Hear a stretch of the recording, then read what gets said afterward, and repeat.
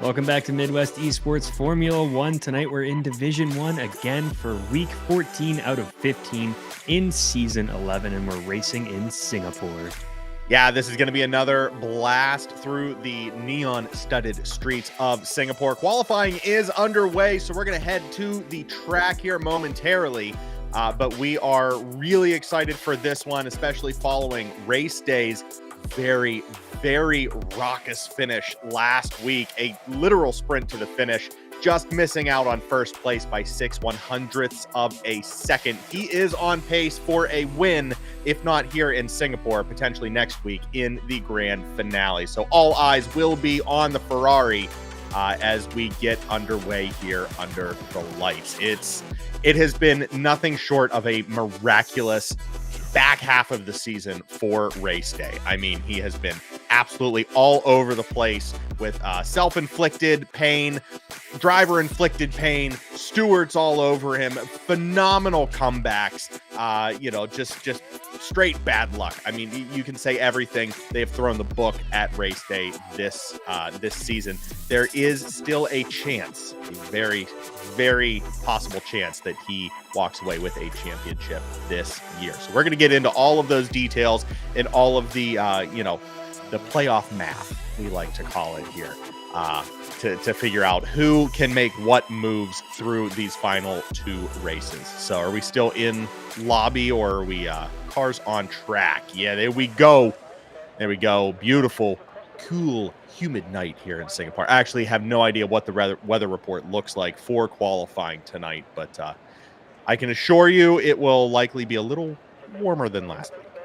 I hope so, yeah. And it's nighttime. I think the nighttime races don't tend to get too much rain, both in the game and in real life, I think, with the climate. But this one is quite the pretty track, too. I haven't raced it too much, but I did enjoy watching this one this year. So we'll hop on with whoever goes out of the pit first to watch them go around track on their outlap and check out the sights.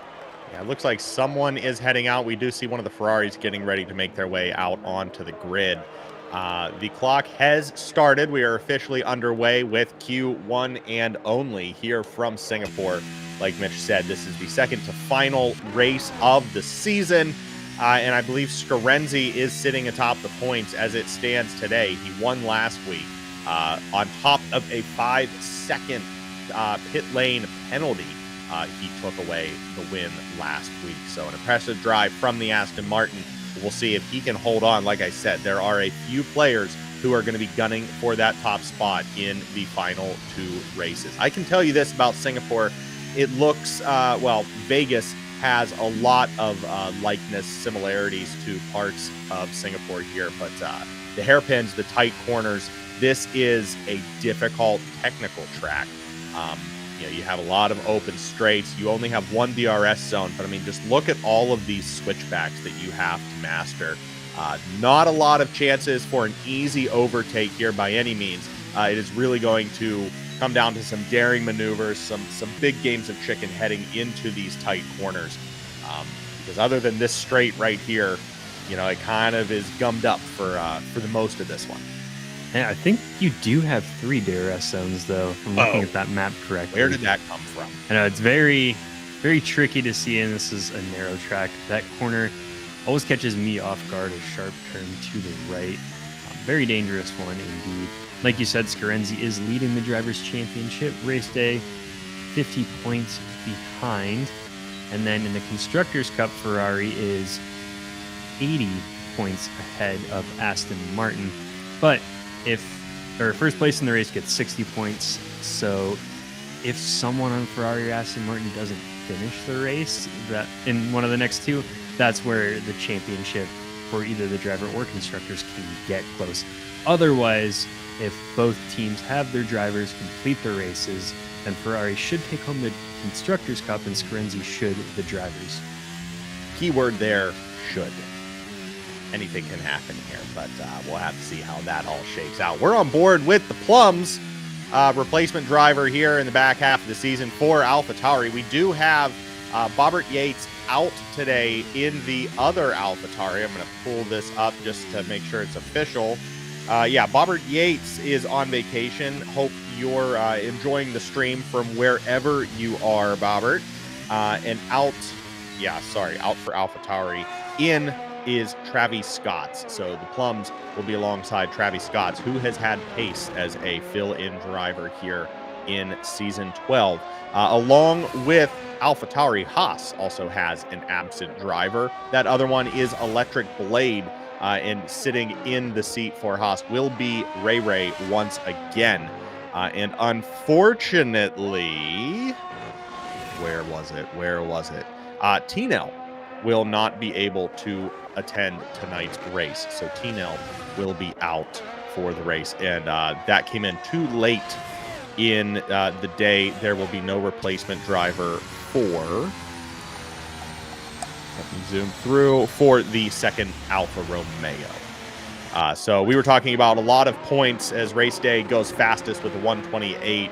Talking about a lot of points, and with Alfa Romeo, Mitch, sorry, I'm throwing you on the spot. With Alfa Romeo down a driver today, that definitely doesn't help them in their playoff or their end of season push for the points. How does that potentially affect their outcome? They will be fine. They are in 9th place. Haas is in 10th, but 165 points behind Alfa Romeo.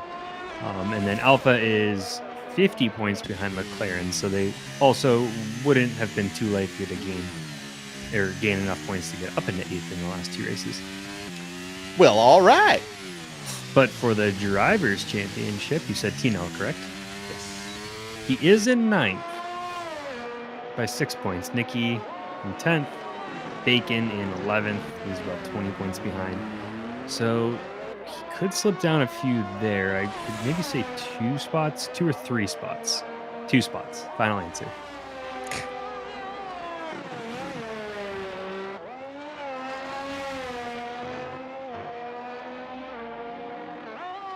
Making some final script adjustments for our introduction here, because Gemini told me that there was only one DRS zone, and I believed it. So don't trust everything the AI give you, folks. Oh, man. I was like, which racer's named Gemini? You went with Google Gemini now. It was right. Today. Did that change today, right? Yeah. Okay. All right. I thought I was tripping for a second, but yeah. I can't keep up with that anymore. Welcome, Google Gemini. I found I don't know if you did what I did, but when I used to do it for the points updates in the introduction, after you did it for a few weeks, it would start to confuse points from weeks past. So it would be pulling some data or some race results from a month ago. Yeah, and sprinkling that in to parts that I wouldn't recognize either. It would phrase it in a way that I couldn't be too aware of. Right. Yeah, I try and keep it as generic as possible. But yeah, this is the first week that I actually gave it my edits back. And I said, hey, thanks for your input. Here's how I changed it. So we'll see how my relationship improves with Gemini next week following that very interesting conversation. What's up, Gunny? Sorry, this is not TFG, but I think you're going to enjoy it just as much, if not a wee bit more. We will be getting back into Riders Republic shortly. Mitch and I have just honestly been enjoying a little break. After 5 years of doing the same thing in the same game, it's been nice to take a little departure for a bit. But we will be back, and TFG will return. We could plan that during the off season, maybe, of this, because we got this week, next week for the races, and then they usually have a few off. Yes. So we don't do that stuff anyways. We can definitely try to get that competition lined up. Yeah, and likewise, I think a lot of these F1 drivers will appreciate the extreme sports game Riders Republic as well. So maybe we'll have a little cross-pollination there between the two. We'll have to see. What's up, Dallas? How we doing, Kamish? Nice to see you in here once again. Feel free. We do have the Season 12 announcement, the schedule for the upcoming season of Midwest Formula One racing that will be debuted later here in qualifying and then again in the race, pending any safety car incidents. But Kamish, if you want to hop on, feel free. You can run down the thought process in putting Saudi Arabia first, everyone's favorite. I can always open it up right now too. Hey, why don't we open it up? He's here. We've been waiting for him. There it is. Boom. Now I got to shift which screen I'm looking at to read this off, but you said it. We're kicking off in Saudi Arabia, March 7th. These schedules, from what I remember, typically follow the real life races. So the real life race, if it's on Sunday, it would take place in this league the Thursday before. The weeks that there aren't F1 races, you'll see ones that are sponsored by different drivers or different groups, so they can sponsor that week and then pick which racetrack it is. Also believe you can pay extra when you do the sponsorship if you want to change a real life race. So like Canada, I know that's the June 6th, 7th, 8th weekend. If you really wanted to change that one, you could, but I think most of them stay the same. Hope I got that right. Yeah, he is saying correctly. I think he's delay, so is that him asking if did we go over the season schedule correctly? Well, we tend to get some rules wrong sometimes. Oh, of course. I did send him a link to the lobby, so if he wants to hop in and correct us, he is more than welcome.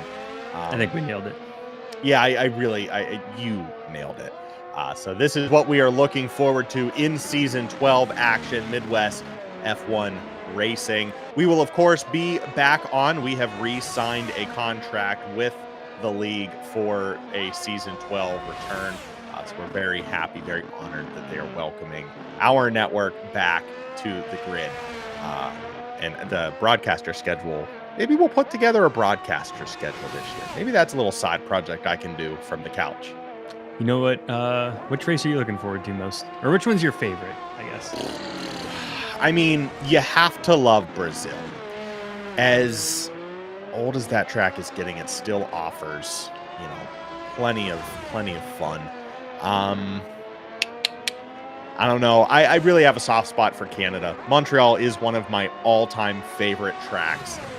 It gives you absolutely everything that you could ask for in the car. It really pushes you, and if you're off your line, you're off completely. So you just have to be perfect. It's also home to one of the largest wrecks that I have ever had in sim racing. Thanks, Mitch. So every time I jump back into Montreal, I really have I feel like I have a chip on my shoulder. Every lap I have to make up for those egregious errors that have plagued my races in the past. We do have a video of that crash somewhere. Somewhere. I think we were recording our you and me going through a career season. He did take, I think, my favorite track too. Just A, Canadian, B, we've been there. C, it's a fun track. So other than that, I like France. I know that's a hot take in some areas. Oh, I know. That was one of the first that we raced, and I don't know. I really liked the speed that you get on it. Yeah, it is a lot of fun. It just was not one that I practiced regularly. So Paul Ricard, right? Paul Yeah, Ricard? I've heard I see it brought up a lot though that it's not a popular track. Yeah. It just I think our race chalked up to my lack of experience on the track, and it's another one of those that you really need to kind of study it. You need to at least run a few laps before you want to push time. Dallas chiming in saying Singapore is the race. This one right here is the one that he misses the most from when he was racing in the league. Yeah, Singapore is a fun track. Again, it's not one that Mitch and I frequent often, or, redundant, frequent. But every time we do, it is a bunch of fun. It really feels like a roller coaster, and after just a couple laps, you really feel like you have a grasp on this one, can kind of rip it around. It's nice and flat, too. It is nice and flat. And there's also something to say about a night course. I do gotta love a city course at night with those massive walls the entire way around. It really gives a different vibe than a traditional circuit. Especially on a lot of these corners, they come, it's on a lot of the street tracks, but they come very close to them. There's a lot of sharp corners on this track, though, a lot of 90s that you can still carry good speed. compared to some of the other street tracks where you are slowing down a lot more, or you have less turns, but they're a little bit longer and more sweeping. And you can see from Scarenzi's line right here, he is taking full advantage of the what little runoff there is around these corners, especially heading into DRS zones, just like that one. But once you get down to racing and you're too wide, all of that speed is just drained. And then you're doing a 90 double wide. It's always a little unnerving. But definitely changes. This track definitely changes from qualifying to the race. Gets a little more technical once you have all 20 or 18 drivers out there. It seemed like he came to a screeching halt at that pit lane. That he's going to make sure that he doesn't get another pit lane speeding penalty today. I'm sure that did not sit well with him after last race. Thankfully, he walked away unscathed from that incident, but that was really, he was playing with fire there with that last minute pit dip following the spin out of, I believe, an Alpine last week. There were a couple spills, I think, and that one really changed the race too. Race day was in the lead. The accident happened at a point where race day had he had less than 10 seconds to decide if he wanted to pit once that safety car went up, or virtual. I think it was a full safety car. It was a full safety car. The virtual came later in the race. Right. But yeah, that was so race day dipped into the pits in the lead, and everyone else stayed out. Right? No. Everyone went in. Race day was leading the race. He was unable to make the pit entry by the time the yellow flag went up. So he remained out on track when Scarenzi in second place started the train of all other 19 drivers heading into the pits in just like lap 6 or 7 of the race, forcing race day to the back of the pack to restart, where he then had to throw on his tires and re-enter in last. Very, very upsetting, series of unfortunate events there for race day. However, like we've said 3 times already in today's broadcast, he came back to win second place and almost took first by 6/100ths of a second. 0.06 between him and Scarenzi, who then took first place. I mean, just a phenomenal race back to the top from race day. So, if there were any doubts that race day couldn't pull something amazing out here in the last 2 races, you'd be dead wrong. And speaking of, he is out on the final or the penultimate lap that he'll have of this qualifying. I wanted to get that word in somewhere. I love that word. Is improving. He currently only 0.10 of a second faster than Gott Palmer, which is the same speed he trailed Scarenzi by after all the penalties last week. We'll see. And Gott Palmer right there too. Big week for him, or big 2 weeks for Gott Palmer. He is only 9 points behind race day. Now that gap is one that can close in 2 races if both of them finish. Beautiful. Yeah, the name of today's game is Cross the Finish Line. Everything is pretty much dashed with a DNF from today's race. Race day goes fastest once again, really putting the heat on Gott Palmer for this lap. And this will be the last lap that Gott Palmer will get in here before the race. But this is the race to watch right here. Presumably, provisionally, first and second on the grid will be the race for all of us to watch. Bone Crusher calling a race day win tonight. Ellie, no surprise there, calling for a Nikki win. Surprisingly, Gott Palmer goes fastest with a 1:2.8454, surpassing race day's Ferrari and taking provisional pole for the Singapore Grand Prix. Of course, Ellie will be cheering for Scarenzi. That was a joke that was dashed by Gott Palmer's absolute tear to the line. And Edwin jumps into third on his final lap. So we have Scarenzi and Cali Robb both looking to improve. Race day does have one final lap left in him, but he has already slowed down to let other drivers pass, so he will not go any higher than second. So it is up to these 2 final drivers. See if they can jump up. Cali Robb up into third. over GSR Edwin and Scarenzi. Whoa. Ho, ho, ho. We have come to play today, folks. Got Palmer, Race Day, Scarenzi, Cali Rob, GSR Edwin. You know the names. This top 5 is absolutely deadly, and they continue to follow suit here in Singapore. These 5 are going to be at each other's throats for this entire session. Get ready. This one is going to have some energy. It definitely is. Got Palmer. Pork Chop saying he's going to win it tonight. That would be huge for him. I just said he's 9 points behind Race Day. A win is 5 points more than second place, so that would get him halfway there. And that's if Race Day finished second in that scenario. Anything can happen. I'm excited to see that.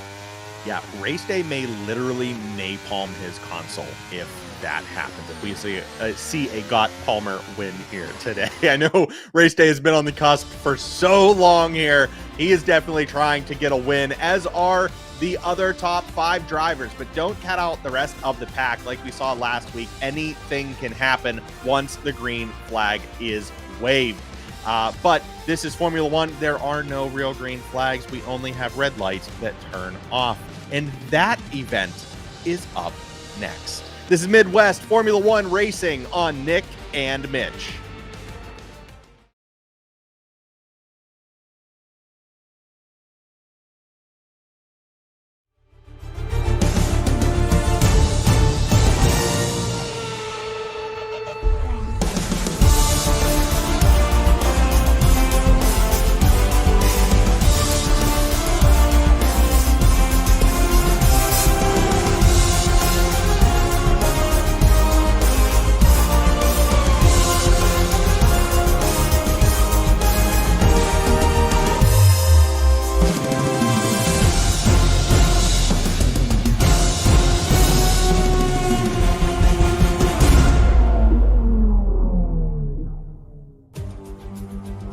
Crackles with anticipation as we head to the dazzling neon-soaked streets of Singapore. Under the electrifying lights of the Marina Bay Street Circuit, we're not just witnessing a race tonight, we're witnessing history in the making. This is the penultimate showdown, the championship fight before the grand finale. Tonight's drivers face a 2.07-mile sprint through the heart of this vibrant city, and it's a mix of everything here. 3 monster DRS zones offer up some juicy chances to unleash these mechanical beasts as unforgiving walls line the track like silent judges. But our drivers, they are all gladiators, ready to push their machines to the absolute limit in this concrete coliseum. They know this is it, the second to last chance to make their mark, to etch their names in the championship story. And with critical points still very, very much on the line, it's time to take calculated risks and make the daring maneuver in a last-ditch effort to steal the spotlight. Now, I can tell you the race is tight all I want, but the numbers do not lie.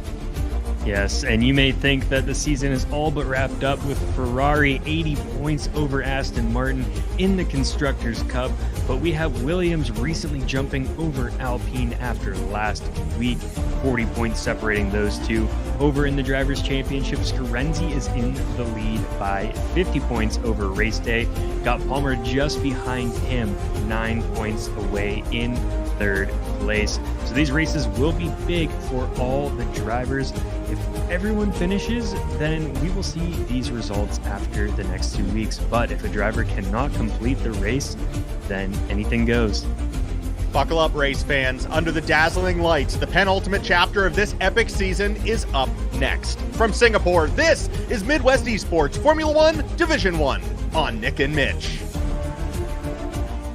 What were you saying about rain at night, Mitch? I don't know, but we are in for yet another Division 1 full restart. No! That was such a good intro! I know. I didn't say one word weird. Oh. We'll have to do it again, or just cut it. One of the two. No, come on now.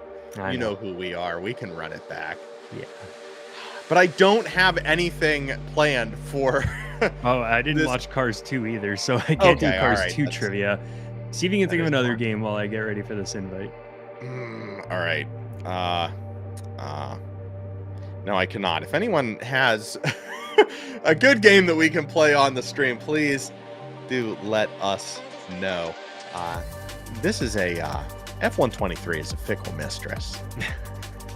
It really does not like to play by the rules. I think someone said every time that it rains, it ends up with a restart. Yeah. It seems like that sometimes. Yeah, we can only hope that they just, forget to put the rain back in. But because, we had this issue last week. I don't know why my connection is so dumpster right now. Hey, there's me racing. But, last week we had, was it last week? It was a week prior, where we had rain in the forecast. But because it was so late in the race that they just nixed it completely. It was a chance of rain towards the end. They just said, nah, don't worry about it. But it's a little different than starting the race in the rain, which is going to make a track full of DRS, full of 90 degree corners, just that much more difficult, that much more of a challenge for these drivers. Excuse me, it's the espresso. Ugh. Did I just asked it to come up with some trivia about racing to ask on stream? I don't think it gave answers to any of these questions. Can you ask it to provide answers? Or can we just see how well we can do? I mean, we can try, but I'm genuinely confused on some of these. I'm confused why my connection is looking like this right now. I'm kind of sad. Oh, here we go. Yeah. What? Oh, you disappeared. I know. What's the oldest active racetrack in... I don't think that's car racing. What fictional character inspired... This is great trivia. This is awesome race This trivia. is what it gave me. Which fictional character inspired the design of the iconic Batmobile? Hint, it's a famous race car driver.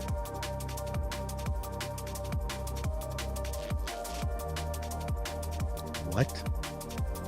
Yeah, I don't know. Johnny Vance, Le Mans racer. Okay. All right. I don't think these are right. Okay. Which animal inspired the checkered flag used in motorsports? Is it the only animal on the planet that has that pattern on its back? Which is a polar bear. Right? I mean, no, my thought would have been zebra, maybe. It says a crow. Wait. I said a polar bear because I thought it was zebra and I thought that was obvious. What? And then it says because they're black and white feathers. What? Since when? Since? Show me a checker flag crow. Excuse me? Steve Irwin did not teach me about checkered flag crows. I'm definitely Googling this right now. Okay, I have an awesome crower picture with the crow holding a checkered flag. I can get it for $28. There you go. That's what I need the... I don't think this is real. We now need to come up with a racing team that we sponsor that's called something about like counting crows or racing crows. I have to think of something funny. Crows. Let's just have a racing team sponsored by Fight Milk. You haven't watched Always Sunny. It's I have watched it. I've watched the whole thing. You wait, really? Yeah. Oh shoot. Okay. So you know Fight Milk. Oh yeah, of course Fight Milk. Yeah. Good. I did watch a new movie this weekend. With crow's eggs. What did you watch? Mitch does not watch a lot of movies. So that is that's Starship Troopers. Have I seen Starship Troopers? Oh, here we go, Nick. I've got crow-themed punny racing team names. Oh, beautiful. I have not seen Starship Troopers. Corvid Cruisers. I don't... Was it good? I'm assuming that's something to do with crows. Murder on the Grid. Murder on the Grid! Called it's a murder! Yep. I love that. Cause and Effect Racing. Nevermore Sports. Yep, good. Especially I live in Baltimore, so the Edgar Allan Poe stuff can just keep flowing. But those are ravens, not crows. So Why? Wait. I can't. I don't know if I can bring that one up. How bad is it? Okay. Can you send it in Messenger? I will disclaim it this way because this was AI that came up with this racing team name based on crows that are funny. It's called the Jim Crow. And it says a playful, lighthearted nod to the Crows Historical Association. Nope. Nope. Not the explanation of that team name. You're Historical? Yes. Factual? Sure. Playful? Not a word that I would use for that one. So cool. Thank you, Google Gemini. You are so close to being perfect. Maybe it's user error, you know? Sure. What are you typing? I don't know at this point. We watched a new series on Hulu about AI, because everything's AI these days. Murder at the End of the World is a really cool 7-part single season series about a guy who brings all of the world's best hackers together. And he has an AI that runs this underground hotel that he's building, and they're kind of like trial testing this AI, and no one really knows why he's there, why he brought them there. It's a cool watch. Definitely cool watch if you're into that whole, the AI genre. I don't know why my connection is so slow today. Very sad. Very sad. I'm running the stream on a rocket ship tonight. I have my fully spec'd out MacBook from work running this thing. Looks like just can't it's catch about to start the countdown again. Do you want to do the intro again? I sure do. All right. Let's give it another. We'll see you there. Let's do it. Yeah.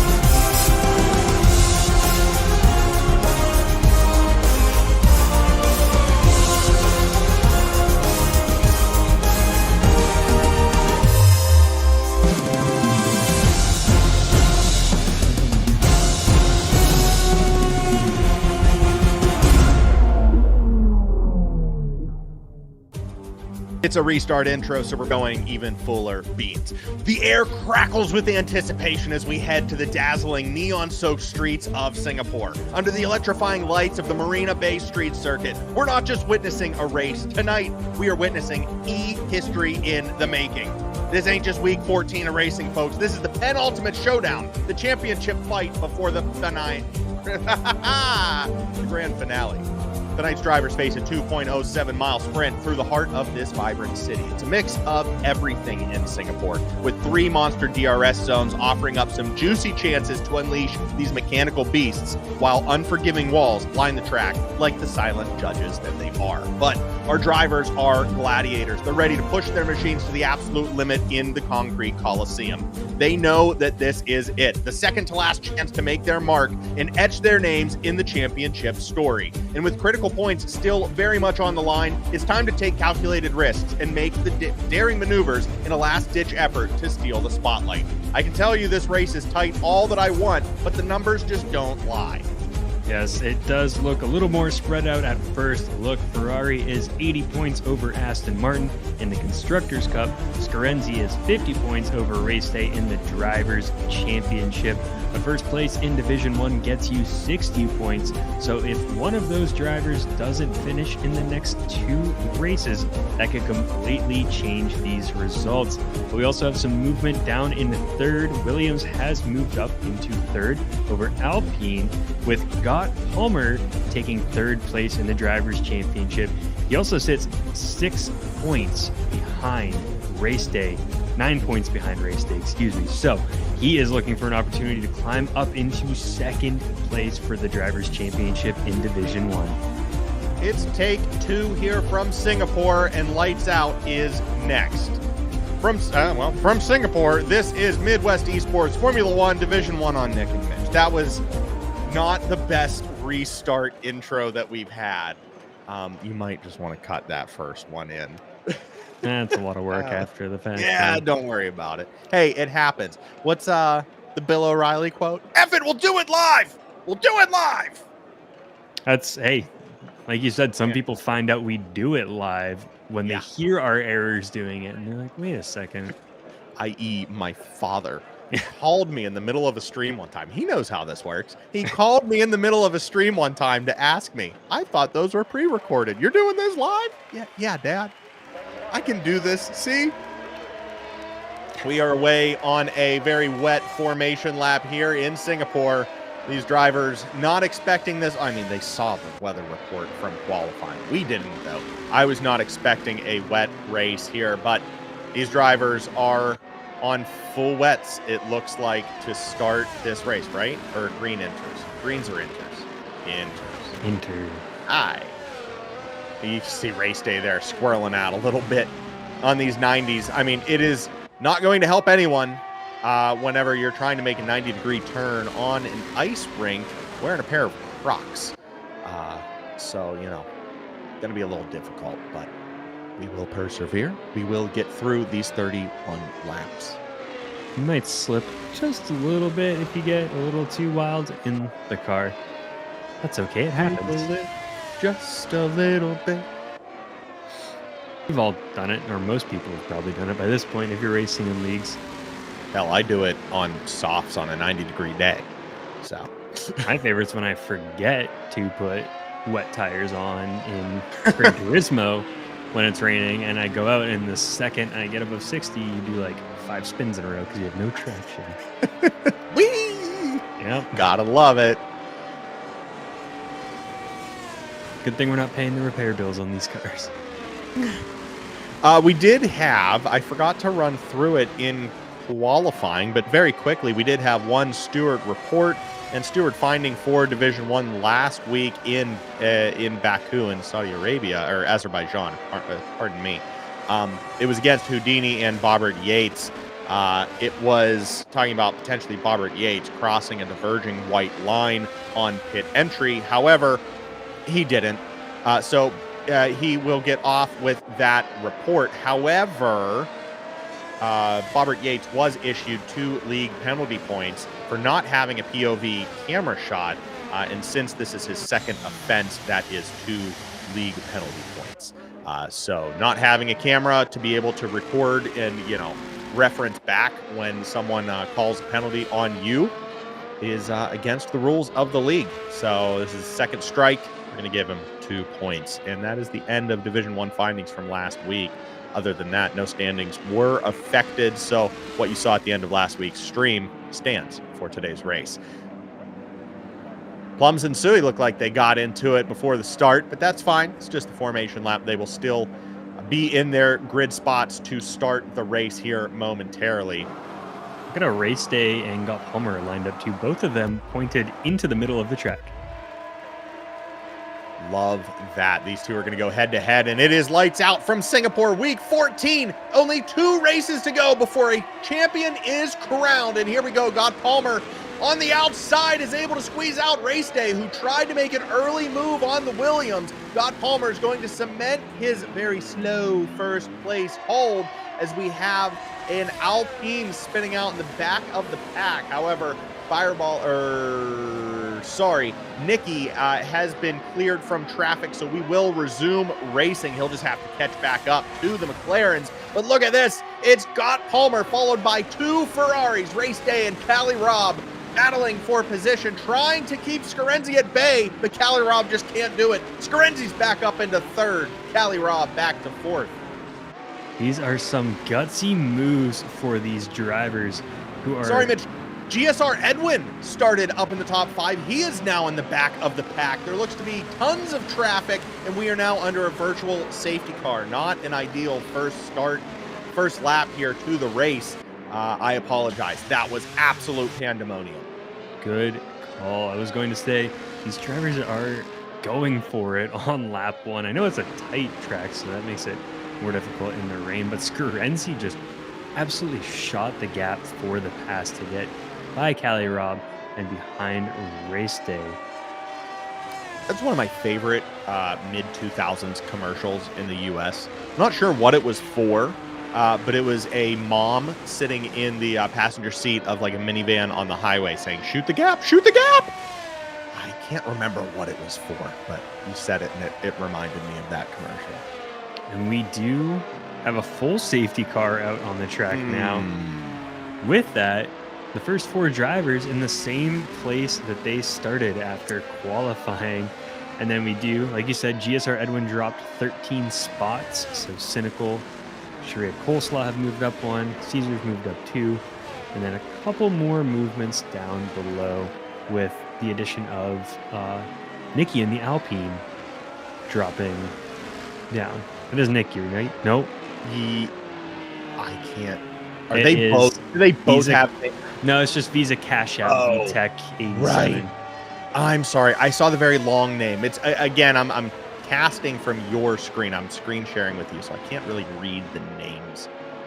But yeah, okay. So that's Visa Cash App. That's VCarb VTech that spun out in the Alpine in the first sector of today's race, the first lap of today's race. And then, yeah, I'm not sure what happened there with Edwin, but he fell very quickly. Wasn't sure if there was contact with him or if he spun out and caused that on his own. We will find out towards the end of today's race if there are any steward findings relating to that incident. But Scott Palmer, what a phenomenal start for the Williams. Like you were saying, both him and Race Day's Ferrari were pointed nose in to the inside of the track. It is a very sharp left after not a very long runway to get to turn 1 here in Singapore. So the drivers did not have a lot of time to jockey for position, and Scott Palmer just had the better start on the line, was able to get out in front and close that inside line of Race Day, preventing him from squeaking through after the first one. Great heads-up play by GSR Edwin. Definitely his car position on the grid was the one that that took the cake. It was the right one. You can see Race Day just right behind him, ready for this restart. You know Scott Palmer is going to try his best to juke Race Day out with a classic Verstappen restart once we have everything cleared from the track. But I feel like Race Day is not going to allow him to get a second gap, right out of the bat. He's definitely going to be hairpin trigger there in the Ferrari, ready to catch back up to the Williams. We'll see. Scott Palmer was, I believe, the driver last week who was in the lead in both safety cars and was just milking it down that straight. Oh, absolutely. Yeah, Scott Palmer has that Williams number. He has this thing dialed in like a brand new Steinway. We do have talks in the paddock chat. Sui saying punctures are fun. So we can presume that the lone Alfa Romeo out on track right now suffered a pretty serious puncture, and that has put him back in 19th. So that was an incident that we did not see. We know that there was a lot of hubbub, and resulted in GSR Edwin dipping down and a couple other drivers dipping way down there. You see Cynical now back in the back of the pack as well. But it looks like there was more damage than what met the eye out front. So really shaking it up, really rolling the dice and mixing this grid up in literally the first sector of the first lap of this race. We're now on lap 3, and we are still under a safety car. No word yet as to when this will be lifted, but we will continue to enjoy the beautiful Mighty Green Machine Aston Martin safety car out in front of the pack. Prettiest safety car out there on the grid. It really is. I saw one.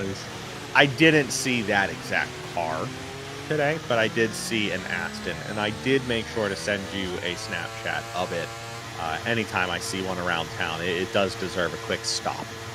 Alfa Romeos are getting a dime a dozen now that they've welcomed them into the States, but the Astons are still rare. They are. There's been one driving around Pittsburgh, though. Actually, two. The one was in this lap. Got hit by a truck on a bridge. It wasn't the Astons, but of course the front end got ripped off of it, so that would have been pricey. But I've seen more, so I'm wondering if that's due to F1. I know Lawrence Stroll's also just been putting work into making the cars better too. The new one they put out, like the DB12, just the inside is so gorgeous. Yeah, they really are, blending that luxury interior with sports exterior very, very well. We do have the safety car off the track, and it is Scott Palmer sending it full beams down the start-finish straight with race day not far behind. We are resumed racing here in a very wet Singapore Grand Prix from Marina Bay Circuit. It's Scott Palmer in the lead once again. Sui right there setting fastest lap with a 2-minute 5-second lap. Absolutely scorcher there under caution, but Scott Palmer wasting no time getting this thing started. There were no games, no faffing about. Scott Palmer just said, all right, green, let's do it. And we'll see if this one is going to dry up at all. Otherwise, we won't have DRS on this track. So it'll be harder to get those passes in and less reliant on the tire strategy. Yeah, very unfortunate if we do not get to take advantage of 3 monster DRS zones here today, but this will just have to come down to a braking game. Who can play chicken into the corners the best? Who can pull off their best Honey Badger impersonation, absolutely rock it down into the corners and hope that brake bias is where you need it to be, especially under these weather conditions. Not an easy race to move up like we saw race day do last week. But as it stands right now, he's sitting in second place, so doesn't have to do too much but maintain and push when the time is right. Will we see a Travis Scott make it up from 10th? Will we see a Mercedes welcomed back into the top 5? Only time will tell. We'll have to keep an eye on the pack and the movement. Right now, it looks pretty dead. Most of the cars have found their groove. The intervals are increasing. No one wants to spin out. No one wants to cause another incident this early in the race. Race day might be sitting in second place right now on the grid, but he is sitting first place for fastest laps with, I believe, a 1:44. Sorry, I did mention Mercedes, and they were just issued a 3-second penalty. That was GSR Caesar. Sorry about that. Blame it on me. I'll blame it on you. That's fine. Yeah, good. Cool. They're seeing some good team stacks right now, too. Red Bull in 5-6, Haas in 8-9, McLaren in 11-12. Ferrari, a lot of times in that 2-3, 2-4 spot with Scarenzi sitting in the middle. Yeah, and I mean, that's just a testament to how... Oh, there is another. We just missed it. One of those cars spun out, I believe, back in that corner. Yeah, it was WS Bacon. One of the stewards here at MidWest eSports heading in there. We saw him just dip off screen. It really looked like the back end gave out, but I wasn't sure until I saw that caution flag. It's okay, though, not losing any parts on the car. He was able to rewrite it.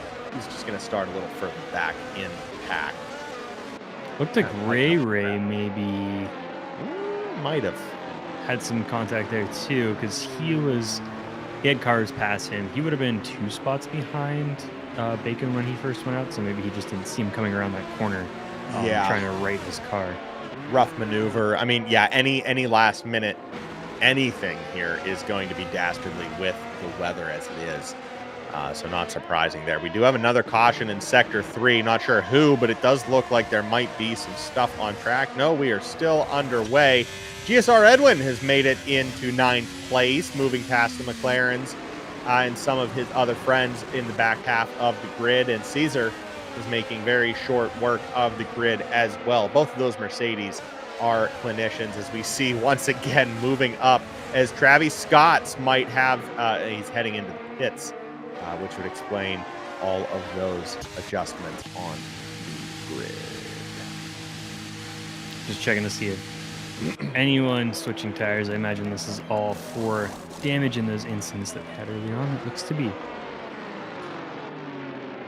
Yeah, I mean, this is a race where you can kind of bet on it being slow. This is going to be another crawl to the end. Hopefully not. But, you know, as we've seen right here with all of the bunching, with how close these drivers are and how slow these corners are, we're going to see a lot of bunching, and we may see a lot more spins. Hopefully no collisions, but it's kind of difficult to rein these things in sometimes. So taking a pit stop right now in lap 6 may not be the end of your race strategy. You just tough it out, wait for the next safety car, wait for the next whatever it may be to regain your position. You have a pretty fair shot of that happening, I would say, in my professional opinion. I would agree with that, which is why I had nothing to follow up on that. No notes. Sick. We are virtual meteorologists over here. Hey, you just say stuff and it either happens or it doesn't. Yeah. We do have race day closing in on Gott Palmer. He is down to a quarter-second gap. It was about 0.4 of a second on the last lap. So he's starting to take some peeks and sniff it out, see if he can make a pass on one of the sides. But there is a bit of an art, too, to just staying behind the person in front of you and constantly just, I don't want to say weaving around, but showing up in their mirrors. Because every second that Gott Palmer has to look in his mirrors and consider what you're doing, the second he can't focus on just trying to create some distance. And in a race like this, with the rain, with the tight corners, honestly, it might be better to just sit behind and wait for him to make a mistake if you can keep that pressure up for several laps in a row. That's an approach that we've seen Scarenzi take in many races seasons before this, where he kind of just waits, you know, back and forth, back and third, whatever it may be. He waits to see what plays out in front of him. And if he needs to push later in the race because nothing is happening, he'll make the play himself. But why chance it? Especially in the rain, especially with the, I've said it like a million times already. I'm not going to say with the conditions the way they are again tonight. I swear on it. Start counting now. But, you know, why risk it right now with all of the danger that has been added on top of the regular level of danger?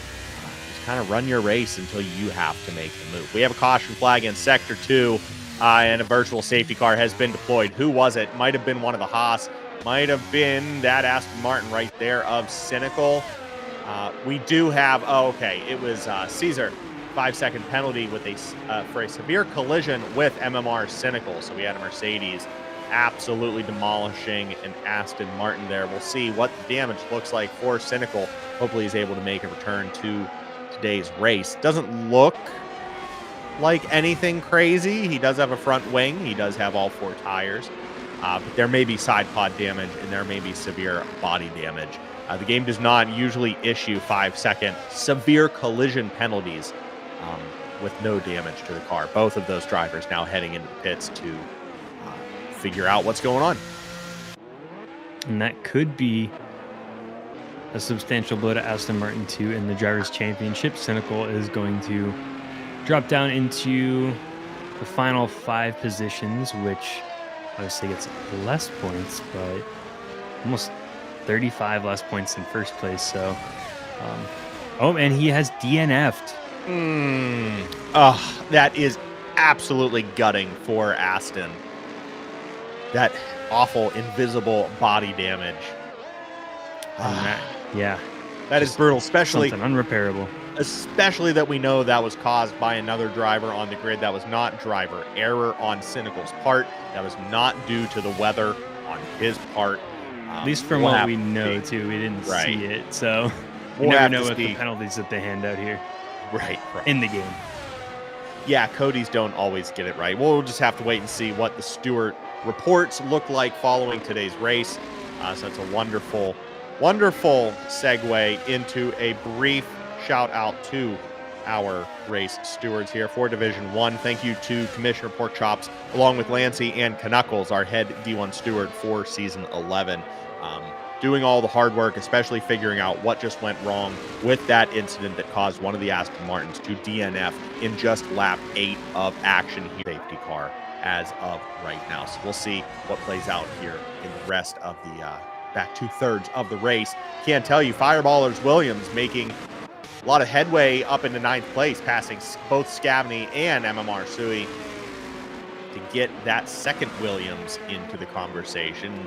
See if he can catch up to those McLarens and start knocking on Ferrari's door. Yeah, it looks like some of them pulled into the pits, which is why Fireballer jumped up a little bit. We still have some people out on their original set of tires. Most of the leaders, we had a couple pit in the first safety car, and some just swapping out tires right now. With a 2-stop race, it's about time to consider that anyways. We do have 31 laps. I will say, while we were on board with race day for almost an entire lap in 2nd place just a moment ago, it was a very clean line. He was not messing about. He was really very clinical in where he was placing that car. So it's no surprise that the front runners are able to make these tires last as long as they have. Of course, the halfway point basic math is right around lap 15 or 16. So, yeah, it is just about time to start making that switch. I'm sure most of these guys are going to want to try and get maybe 1 or 2 more laps in before they decide to pit. Let's see, Callie Robb trying to make a move on the Mercedes. He does. He gets back up into 5th place. GSR Edwin's going to battle him into the corners. Callie Robb takes the inside, followed by an outside switch. It is Callie Robb on the outside track, heading into another turn once again, but he has the gap, running just a bit wide there onto the finish straight, getting by the Mercedes of GSR Edwin, absolutely pulling out all of the stops there to get up into 5th place. That was not an easy overtake zone by any means, especially with no DRS, no additional help from the track. It was a tough one. You can see he was the last to break before turning down the finish line and going just a bit outside the track, which almost like GSR Edwin closed it back on the finish line straight. Now Callie Robb pulling away 1.5 seconds ahead. There's something special in that Ferrari pit. I'm telling you, both of these drivers are it's so entertaining to watch every single week. And here as well, we have Houdini, who's just overtaken by Fireballer, who breaches that McLaren wall to get up into 8th place. Fireballer also pushing, trying to make his place here in today's race. He's already made a name for himself. I mean, come on, D1, Fireballer. He's had a seat for seasons. And Williams in 3rd right now in the Constructors' Cup really shouldn't move up or down unless something catastrophic happens both weeks in a row. But they're looking good right now. We got Palmer up in 1st, Fireballer in 8th, and that is how you get up into those positions. Fireballer is in 16th in the Drivers' Championship, though, with only 13 points between him and Caesar, and then another 6 points between the next position. So he could move up a few spots in these last 2 races. Look at this, Callie Robb setting a fastest lap all the way back from 5th place. He definitely has the interval to do so. He has full stretch of the track, and we do have another virtual safety car. This time it's the Haas replacement driver Ray, who is unable to complete today's race. He will not pass go. He will not collect $200. Unfortunate for the Haas team, and Ray filling in once again for Division 1 action. That is surely a bummer for Haas, who has not had a great season at all. Just looking for it to end at this point. Yeah, we hear Kamish say, no, not Ray. I know. Heartbreaker to watch that Haas DNF once again. Scavney also sitting back in 15th place, not making serious waves, but maybe we'll see as the herd is called here through this race. We're just approaching the halfway point here fairly soon, but it's still anyone's call with how slow this one has been.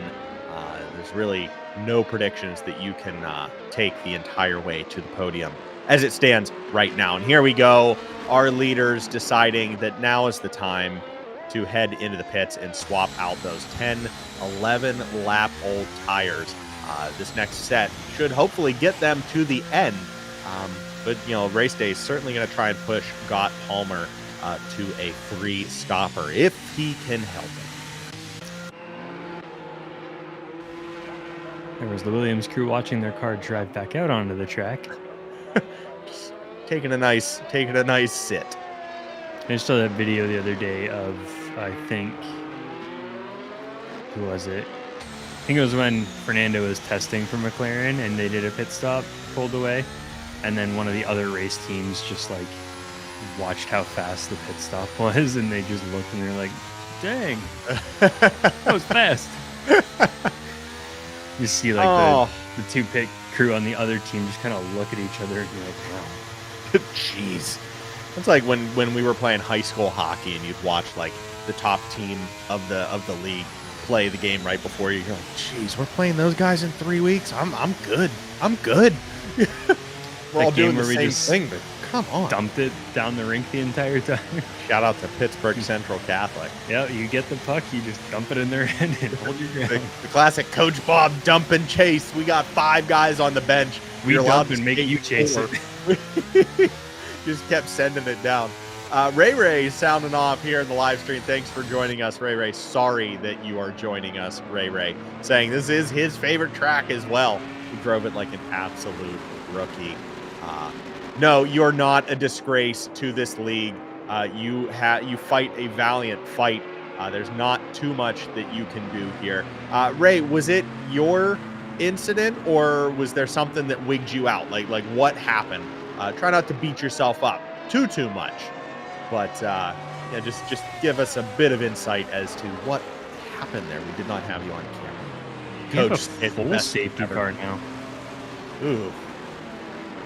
We might have a streaker on the course. There's a naked man running through turns. Is it Singapore where the lizard was? Was it Singapore? No. Was it? I'm pretty sure it was a street circuit. Maybe it was. I thought it was like street circuits in East Asia. Hang on. Keep vamping. I'm gonna call it here. I'm pretty sure it was in Singapore. It was! Yes. They talked about swerving around Godzilla's kid. Yep. Max is like, "Hi, it's Godzilla's kid," and then Alonso's like, "I think I hit something." They switched to Fernando's cam. You hear his calm. Fernando, please watch out for. I think I hit something. Just classic. Oh no! Then hit him with the Fernando. All right, yes. Bye. That thing was beefy too. It was big. Yeah. Poor thing. Surprising. Maybe with how much wall and fencing they put up, like, how did it get on there? Yeah. Yeah. And how does the lizard? I'm assuming follows. Maybe that's why it was sitting there, but goes on this course, or at least in this area when it's not a race.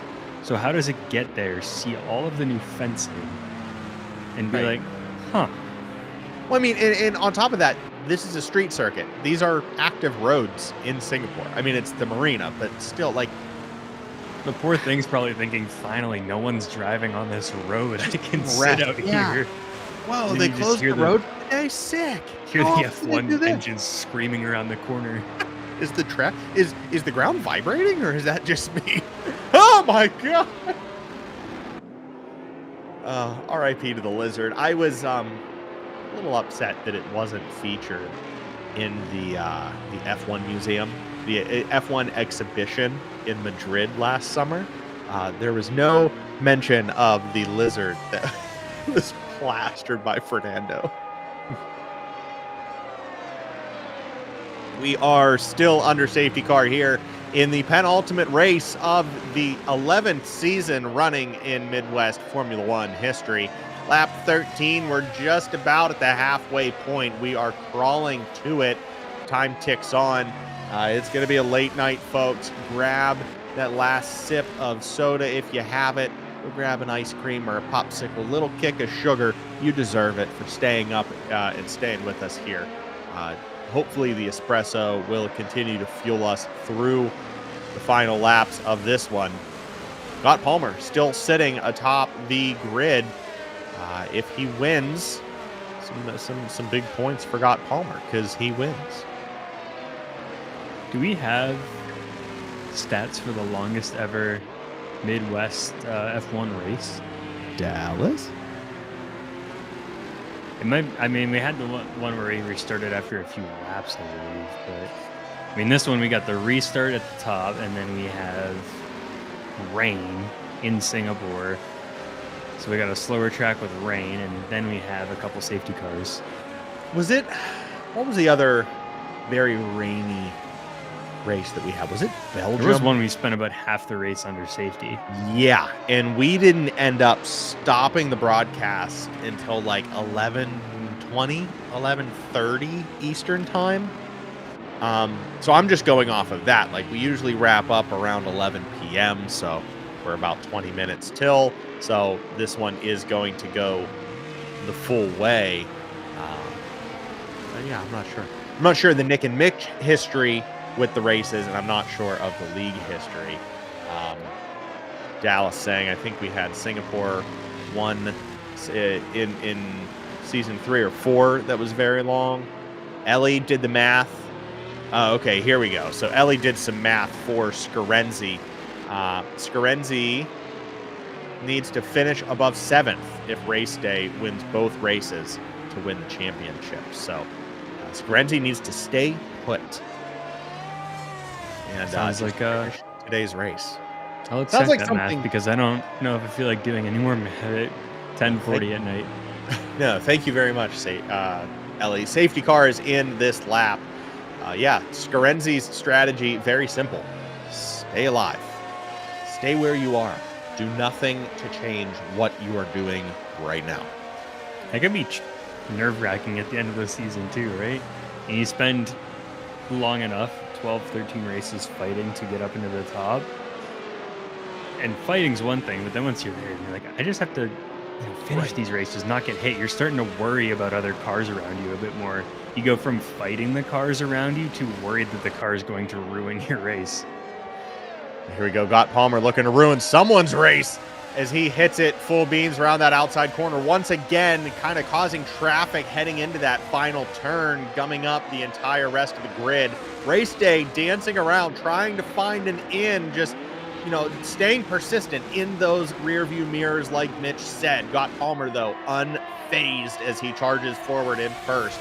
Race day, no mechanical advantage with DRS here tonight. It all comes down to the line. It all comes down to driver skill and car setup. Let's not forget these drivers can custom their aero, custom their brake bias to what they need.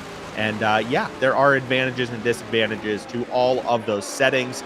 And sometimes you have the right setup. Sometimes you just simply don't.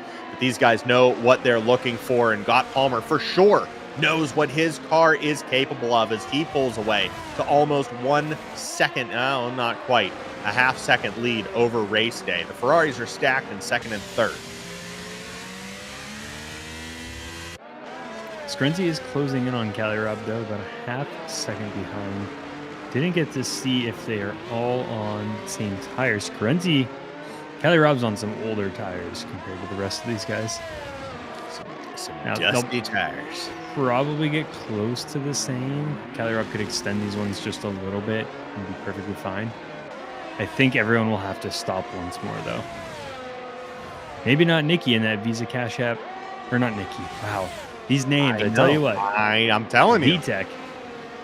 Dude, I'm feeling for Martin and Crofty and all the guys at Sky Sports that are going to be calling these races now. What are you going to call the second Red Bull? What are you going to call the steak F1 Haas, whatever, we're going to jail because we can't pay our bills team? You can just call it a Miss Albert. Yikes. Oh, and along that same line, be sure to stay tuned for our live reactions to the Visa Cash App Red Bull RB. We're racing a second car, but it's not technically our car, but it is car livery debut at 1:15 a.m. in Vegas. Just egregious. Just egregious.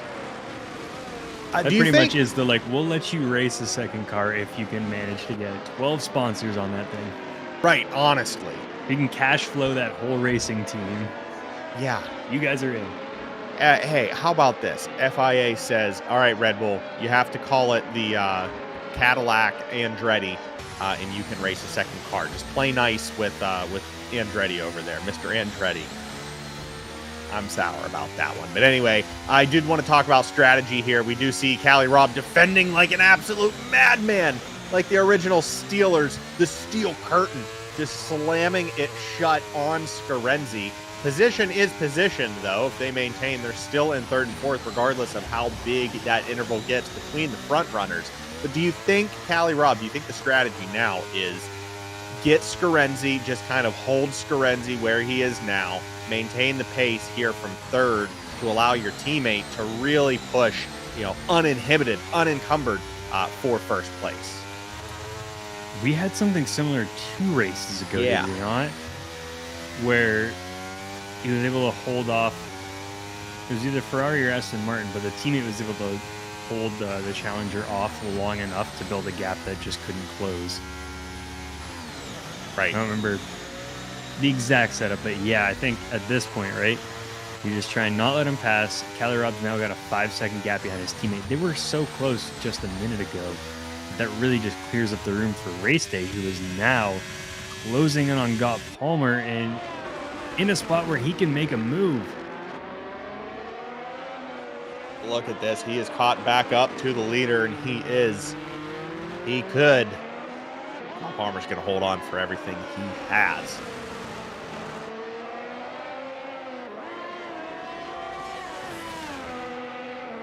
Again, this is the strategy he could play too. He was going for a pass. Ooh, Scavney has retired the other Haas. Oh, that is gutting. I feel so bad for the team. I feel so bad for the pit crew.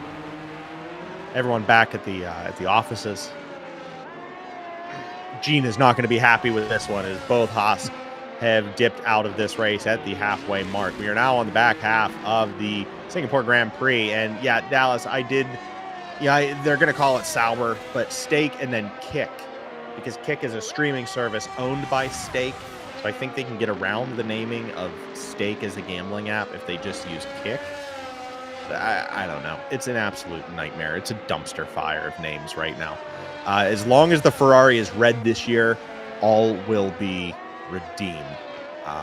Let's just hope. Let's hope that car is majority red. Had a long discussion with our friends about that one. Well, Callie Robb's efforts were no match for Scarenzi's Aston Martin as he makes it up into third place. Now it is his chance to either hold the pack, just like Callie Robb was doing, or push and try and catch Race Day and just absolutely throw a wrench into the plans of these front runners. And Scarenzi's got a lot of time. Yellow Ferrari. Sorry. A lot of time to catch up. However, Race Day and Gott Palmer will be fighting for quite a while, and that could give Scarenzi enough time to catch up to the pack. Got 13 laps left, so it would be a tricky pace for him to get there, but anything's possible. We could get one more safety car, and that ties everything up perfectly. Absolutely. And yeah, I'm not sure. There is a penalty up on Gott Palmer. I'm not sure if we can see what that is. We can at least see it was 5 seconds, so we can only assume that was a pit lane infringement. That is not a track limits penalty there. They're typically 3. So there is a 5-second penalty on Gott Palmer, which will play handily into Race Day's strategy here. We did see him come back and try to beat Scarenzi with his 5-second penalty last week to no avail. But Race Day, as it stands right now, could potentially be sitting in first due to that mess up, that error. I wonder too, I mean, as a driver, we got another caution flag. I think all's good out there. Yeah. Does Race Day need to push for this? If he knows he could finish in first, just by staying behind, unless, the penalty was seen as unfair and got removed. But if it is a pit lane one that's usually pretty low, do you stay behind I would. Palmer, or do you try and go past? Ray is thinking track limits as well. I don't know. That is tough. And if it was track limits, that's kind of egregious. But yeah, I'm not sure. If I was race day, especially in the wet, I would likely just stay behind, just maintain pace. If you see the opportunity, go for it. But yeah, all the drivers in here saying, come on now, you always try and go around. Racing is racing is racing. Yeah, I'm too scared to be more cautious. But yeah. I think where it was an ignoring yellow flag penalty. Oh, okay. Yeah, that'll get you. Anyways, I guess in this situation too, if you could stay behind for a while, but if you start losing time to Scarenzi, you got to get past if you think you have the faster pace too, right? 100%. Because you also don't want him to catch up. And Pork Chop saying an ignoring yellow flag penalty, very likely it could get reported to be removed. We've seen that before where a car crashes and then the yellow flag goes up, but you pass a car that's like coming back on track and it gives you a flag before, again, because the game just can't do all of the super complicated scenario stuff. Right. So then, yeah, to summarize, and wrap this whole thing up, put a bow on it. Yeah, absolutely. Race day should push 100% right now. If you're listening to this, push. It is not over. Yeah, that is fair. Any little thing that the Codys call in the game, the stewards that are built into the game call, should be reviewed. Really should. I don't want to put more work on the stewards and say that should just be an automatic review. But most of the times it is. The drivers will just report. So race day going for another pass. I think the same spot. It's hard to tell with all of the left-hand 90-degree turns, though. You really have to be paying attention to that track map to see if it's the same spot. We'll see. I mean, race day has been consistently half a second behind pace of Gott Palmer, and both of these drivers running such a super clean race. I mean, look, they're almost a second ahead of. They have almost put a second on Scarenzi in the last lap alone. So these guys they have it dialed in right now. They know exactly what is going on in these machines. But will race day be able to push these tires as hard as he needs to, hold off on these brakes as long as he needs to whip past the Williams? All will be told in 11 laps. And check out the insight from the man between the boards saying it was the same spot. He's testing that corner. Stay tuned. Oh, very astute. A bit of foreshadowing there. Thank you, our trackside executive producer, Bob Comito. Ray also saying that his circumstances to his DNF were Charles Leclerc, Baku 2019. R.I.P. Might have to lean on you. That was before my time in Formula One. Yeah, He just go into the wall in the castle. He bent it. Yeah. I feel like I've seen that. Maybe I saw that in Drive to Survive. Yeah, you definitely did. Probably like 20 times. It was the straight send into the castle corner. He just decided to take a tour in the middle of the race. Sometimes you get distracted. We have another caution flag. Looks like it might be Sharia and the Red Bull coming back out, and GSR Edwin seemed to be trying to correct himself too. I didn't see if he was involved originally or if everyone was just sliding in that spot, but both of them are back on track. Both of them seem to have all parts of their wings, which is very important. Well, I choked on spit in the middle of that. Well. GSR Edwin has made his way back up into 5th place, reclaiming what was originally his. Excellent camera angle from the camera crew. Ray, that's right. That was the call to Leclerc. I am stupid. Yeah.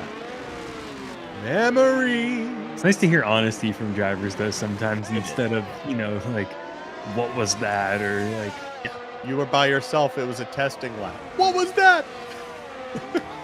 and now I'm getting called out from Coach Comito saying, who was the one that said it never rains at night? Yeah, yeah.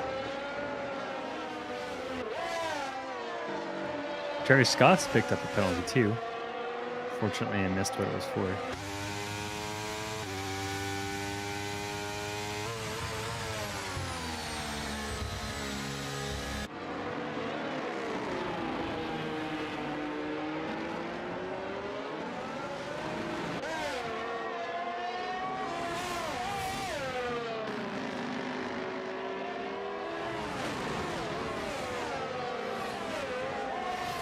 Did I not say backy? I thought I said backy. Might have been me. I don't know. You need like a lap 20 cardio or lap 20 sort of exercise. Yeah, this is, I don't have my standing desk plugged in tonight. This is typically when I stand up to get the blood flowing again. We saw Houdini taking that corner a little slow, kind of gumming up the traffic with, who's that? Okay, that is Nikki, and GSRC is behind. Houdini holding pace for the back of the pack here. They're starting to bunch up with those two drivers behind them, too. And then Sui getting close in front of him. This little midfield battle.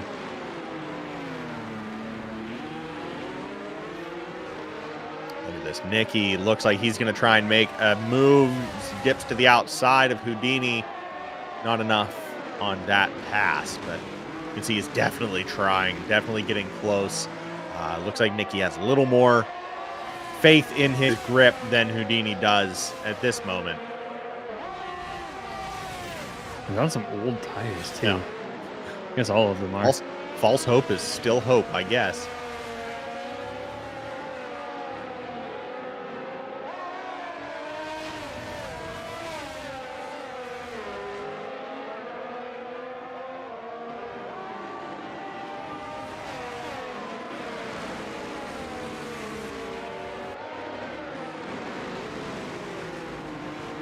It is fun to see sometimes. I do it as well during rain races, where just by instinct I dip out during the DRS zones because I think I have that, advantage, and I don't. So I just lose all of my aero, all of my drafting from the car in front of me. Yep. Probably pick up some extra water depending on the tires you're on, too. Right. Yeah, we just saw GSR Caesar on the straight just dip out behind Nikki just a wee bit. Not sure if that was intentional or not, but he did not have pace to get by. This pack is holding firm, and you see there, yeah, they are just all being held behind this McLaren right now as they try and squeak by. Be careful for incidents here. I also like when the track starts to dry up and you actually dip back into the wet spot to get more grip on the rain tires, and then it's just chaos. Absolute pandemonium, yeah. Here we go into another tight corner. Whoa, what? Okay. That was not suitable for our younger viewers. And finally, Nikki does get by Houdini, but Houdini is going to make contact with the rear left of Nikki and spin himself out in that corner. Just a little too much, a little too late. Houdini's going to drop back into 14th as he resumes his race. An unfortunate spin. Oh, taps the wall again. I don't know what's going on, whether it's our connection and just the stream being weird, but it looks like Houdini is just out of it. I would think with the cautions that it is him. Yeah. Well, who do we have in the pits? It is Nikki heading into the pits, just getting by the McLaren there. But yeah, it looks like there was some damage sustained. Both of those drivers will head into the pits for a bit of a touch-up, putting the new front wing on, some new tires for both. But yeah, Nikki got by on the inside, and then Houdini looked like he just cut a little too hard and nicked that back left tire of the Alpine. But both drivers will be returning to the grid. Unfortunately, they will return at the back of the pack. was a caution out on the part of the track where there weren't any drivers. So I wonder if they're finishing up that little debris sweep, getting the marshals out there to clean the track. Sent the lizard out. They taped a broom to his tail. Go get it. Race day going into the pits now. We'll see if Scott Palmer goes in on the next lap or not then. 13 seconds on Scarenzi here. He should be able to make it. Maybe not. It's going to be close. I think Scarenzi's got that. Yep, there he goes. I believe he will have to stop as well, though. Ooh, yeah. Yeah. Those guys are driving bald right now. Cali Rob as well. So, Scott Palmer, you're thinking he pits. He has to pit. Race day is going to take first place here, presumably. I'm going to check the tires again. 13 laps. I don't know how long inners last comparatively. Dallas, Ray, how long? How long are these tires going to last for these guys? Can they finish the race? Because I had something similar in in the Porsche Super Cup race where I decided to forego my pit stop in the race because I thought I could take the tires all the way, and I was like 6 seconds up at that point. And I did. Like, I lost one tire on the final lap is when I started to really struggle with it, and probably lost 6 seconds on that lap. But it got me into the podium instead of like 4th or 5th. So I'm wondering if Scarenzi's in that spot where he could ride this out. Really drag these tires, but he's got 5 seconds on 3rd and 10 seconds on 4th. Ray also saying that is an easy finish on the enters, so we may not see these guys dip. What tires is it? IW. This inner tires. Oh, sorry. I was just going to break news that Baltimore Ravens quarterback Lamar Jackson wins his 2nd MVP of his career. What up? Flock. Let's go. All right, that's it. I'll allow it. Thanks.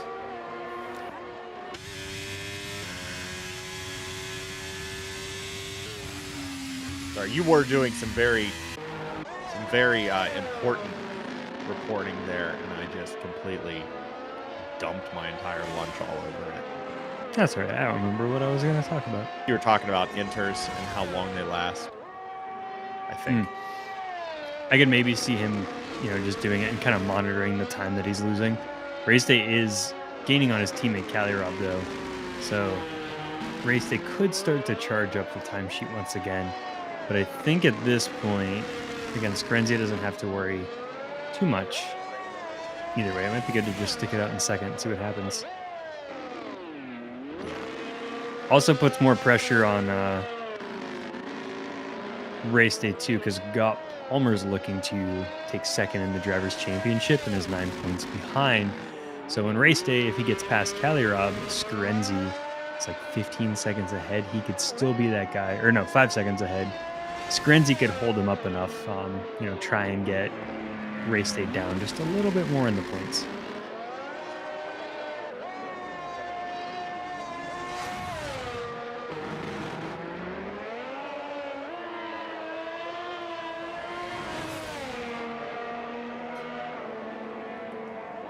I was also taking a water break. Sorry. Race day moving by his teammate up into 3rd place. Now it's time. He's likely not going to catch Scarenzi, but he might get close. I think he could if he's on fresh tires, right? Yeah. I think he will. Is the rain lightening up too? No. Let's not play the weather game. I don't think enough at this point to really warrant the switch. I don't see like a super dry spot developing on track.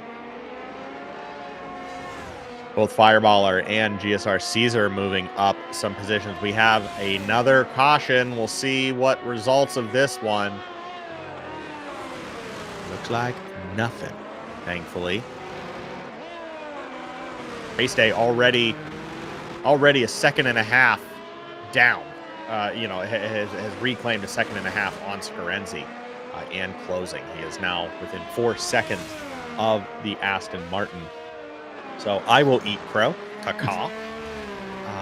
Race day will very much meet this Aston Martin for another head-to-head showdown as we race to the line. Scott Palmer does have a 5-second penalty up in first place, but with a 16-second interval between him and second, it is all but guaranteed for the Williams, pending any egregious changes in his day. His race, I don't know. And that's I'm where tired. I'm trying to do the math, but that's where I don't think Race Day has enough to. He doesn't have enough to close on Scott Palmer, I think, at this point. No. If the 5-second penalty held, maybe he is just cruising out on track. Anyone could do it at this point. He can. He's just so impressive. 142.2 for the fastest lap. That's the driest this track has been all night because of all of the tire traffic that has been going over it, clearing that path for him. He doesn't need the excuses. He doesn't need the weather. He just needed a new set of shoes, and he is off to the races. Literally, here we go, closing in on a 1-second interval behind Scarenzi. He is now within striking distance of second place. Will he be able to get past that Aston Martin once again?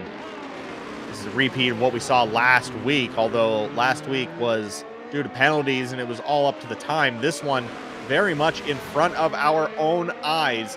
It's race day, has the pace. Will he be able to get by Scarenzi? It's kind of a matter of where he will get past Scarenzi, as he is a wonderful street circuit driver. He knows how to defend on these tight corners. Here we go. Race day going to try the inside line. He gets it handily, pushing Scarenzi to the far outside corners.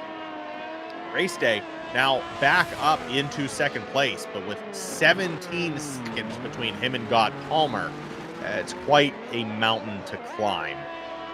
We're just going to see how much of a gap he can put on Scarenzi at this point. And Scarenzi's sitting 7.5, 8 seconds in front of Robb, so you should be able to hold that one too. Robb is on 20 lap tires, the oldest out there by 3 laps. He's gonna take these 22 laps if he does. That's I believe we saw someone take full wets 27 laps. They talk about different strategies. You have one Ferrari that does 9 laps and 22 laps, and then you have Race Day who is finishing up on these fresher tires. Scott Palmer has not won a race since 2023, December 21st. That was way back in Qatar, was Scott Palmer's last win. And if you remember, the beginning of the season started with a back-to-back-to-back win from Brazil to Imola to Vegas. It was all Scott Palmer at the beginning of this season. So this will be his 5th win, presumably, if he does complete the next 3 laps. This will be his 5th win on the season for Williams. Not too shabby. Looking at the stats, I believe this will be his 10th win overall in Midwest Formula One. Also believe we're looking at Scarenzi's 99th podium. Yeah. The stat sheet says this would be his 99th podium. I thought I heard last week was his 99th, but we couldn't. If I had a dream after the race, I couldn't find it. Yeah, we were trying to look that hard fact up. Weren't sure if we can confirm it. So this is either 99 or 100. And if it is 100, I feel really bad that we did not talk up that storyline more, because what a milestone to hit the century mark for podiums in Midwest history. Just wonderful. I mean, 99 is still reason to celebrate, but with one more race to go, we're going to hold our breath. So next week, we'll presumably, last one you said was the 99th. Yeah, we thought it was, but we couldn't find where. Maybe it was in the YouTube chat that we saw it. Was it? Okay. Well, hey, let's call it as it is. GSR Edwin getting a 3-second time penalty for multiple warnings. Yeah, so, all right, let's call it. Ellie is saying let's call it. Let's call it here. This, if Scarenzi is able to retain that third place, will be his 100th podium, the century mark of his Midwest Formula One career. Just an absolute phenomenal driver, an absolute phenomenal achievement. Definitely reason to celebrate, and he may be able to celebrate 101 next week with the hoisting of a driver's championship. I believe that will be 6. Just looking. It will be number 5.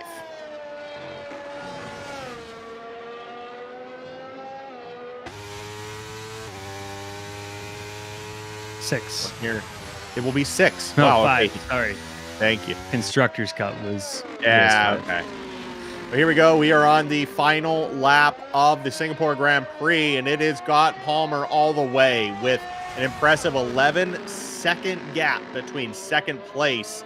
He will handily complete this one in first, even with a 5-second penalty. It is no problem for Williams. What a wonderful race for Scott Palmer. I mean, it started with his very tactical grid start, a little angled into that inside line, able to stave off race day from the very beginning of this one. They did trade spots a couple of times, but in the end, it has been, and it always will be, Scott Palmer. Race day had another wonderful race, but right now, all eyes, Williams being above Ferrari does have points implications, correct? In the Constructors Cup, no. Okay. That won't change much. But it does for Scott Palmer. Like I said, 9 points behind race day. This is where they finish. He will be 4 points behind race day, so he'll gain 5. Now that's only because first place gets a 5-point gap over second and gets smaller afterwards. So next week, Scott Palmer, if he wins again, he would move into second in the Drivers' Championship, no matter where race day finishes. If not, race day would have to finish anywhere from 2 to 5 positions below him. Well, here he goes across the line is Scott Palmer for his 5th win in the season. It is season 11, and it is turning up all blue here for the Williams in Singapore. He is looking to surpass race day for second place in the points. It is all going to come down to the grand finale in Bahrain next Thursday, just 7 days' time. We will have our answers as to who hoists the trophy, who gets the points, and all of the glory. But here tonight, the glory goes to Scarenzi. He might have finished third place, but that is enough. Bronze will do it. This marks the century podium mark for Scarenzi in the Aston Martin. Congratulations to Scarenzi and his pit crew, Ellie, and everyone else behind the scenes. What a momentous occasion. Pop the champagne, celebrate, enjoy tonight. Scarenzi, Ellie, give him a kiss for me. He really deserves it. One hell of a driver. He is, I know we're commentators and, we're supposed to be unbiased. I think he's my favorite on the grid. He's so entertaining to watch. I got a fanboy for a moment. I don't have to mention because I'm wearing the Aston Martin hat, so I think it just fits perfectly, and that gets him that much closer to that Drivers' Championship as well. He will now be 55 points ahead of race day. Unless you factor in the fastest lap, I didn't look at those points. I want to be Scarenzi when I grow up. If I get an Aston, huh? We're already grown up. What, you're breaking up here? I can't. We're older than some of anyway, these drivers. Driver of the day goes to the Plums. I can't hear Mitch over there. There's a bit of reception issues there, but anyway, we look forward to Bahrain next week. The drivers listening to the Dutch, not the Dutch national anthem here tonight. We do have, I believe, an American national anthem for Scott Palmer, but here we go. celebrations all around. Congratulations to our top 3, and one more time to Scarenzi for the century mark, his 100th podium in his Midwest esports career. Enjoy the champagne, virtual Aston Martin driver.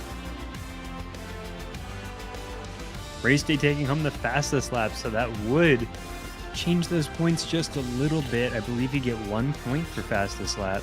Yes. So 5 points separating Gott Palmer and race day. A first place may not be enough for Gott Palmer next week.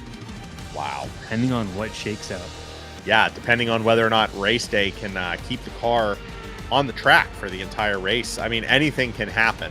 And that is kind of what we're looking at right now. Will he be able to just finish the race and retain his second place position? A lot on the line next week in Bahrain. I believe, too, I saw that Race Day was saying it in the chat, that would be the Constructors' Cup for Ferrari as well. With Cynical and the Aston Martin dropping out, they were 80 points behind. Oh, wow. And now they will be enough points behind that I think there's no chance Aston Martin catches them next week. So we already have a Constructors' Cup champion. Well, there you have it. Ferrari. Congratulations to Ferrari. You have done it. Forza, just ahead of the new car livery debut. I believe we will get that one night before the next race in Bahrain. So we'll see if we can come up with 2 Ferrari wins before lights are out in Bahrain. But congratulations to Callie Robb and Race Day for another phenomenal season here. Season 11 is showing up all red.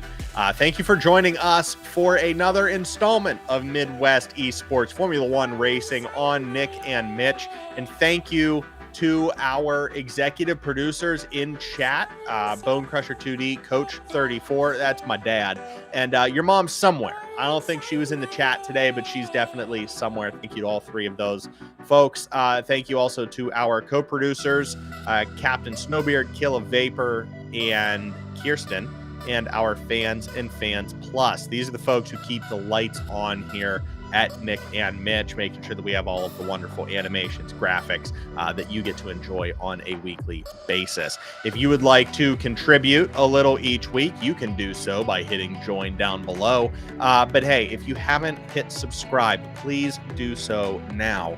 You will get a wonderful notification in the middle of the chat, maybe. Yeah. Hey, look at that. A little fancy. So please, by all means, interrupt our chat, interrupt our stream as much as possible with that. It still helps us out. We're very thankful to be past the 2,000 subscriber mark as of 2023. So it's just cherry on top at this point. But thank you to everyone who has followed us and contributes on a monthly basis. Next week, like we've been saying, it'll be February 15th, the day after Valentine's Day. I don't think I've told you this yet. I'm skating in my first roller derby bout on Valentine's Day on the 14th. So I may be in a full body cast on the 15th, but hear me now. Painkillers or no, injury or healthy, I will be here for the grand finale of Division 1 action in Bahrain. I may need to speak through speech to text on my phone, but we're gonna be right here in this same place at the same time. We're pretty close to replacing both of us with AI at this point. We can just provide our voices to what happens in the chat. We'll be set. We'll get those Vision Pros and just have those weird, very toothy AIs that don't ever blink. Yeah, pretty soon this will all be automated and we'll just be able to drink beers and enjoy the race as well. But until then, we will be in these same seats calling these races. It has been an absolute pleasure. This has been another wonderful season. We still have one more to go. So we'll see you same place, same time next week for race number 15 out of 15 here in season 11 of Midwest Esports Formula One Action Division 1. The grand finale is next week from Bahrain. We'll see you there. I'm Nick. And I'm Mitch. Have a wonderful night and happy Valentine's Day.